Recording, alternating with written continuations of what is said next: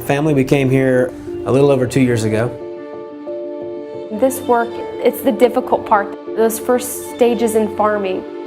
There's several challenges to reaching Tibetans. 24 different Tibetan people groups with a distinct language, a distinct culture. I mean, they view each other completely different. To get to them is so time-consuming. It might be like the tops of the earth, those last few places where someone will believe because of the difficulty to get to them.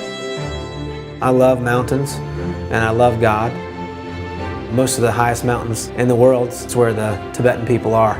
On the outside, the tip of the iceberg seems nice and friendly. Underneath there's a lot of emptiness. There's a lot of hopelessness and really a lot of walls.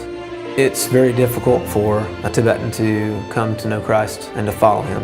And so there's a lot of barriers to the gospel, but we're seeing now more and more stories of people who've been very resilient to the gospel that are now coming to Christ. There's also a lot of isolated believers, spread out throughout the Himalayas, but they're very few and very far between. Pray for Tibetans who have not yet come to know Him, that He'll reveal Himself to them, whether it be someone sharing, reading the gospel for the first time, that He'll continue to make ready the people to hear about who He is.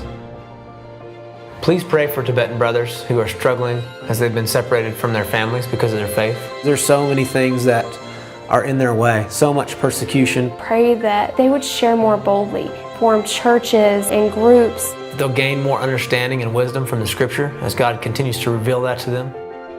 This is such a huge, huge task to reach all these different Tibetan Buddhists dispersed all across the Himalaya mountains. And this task is so big.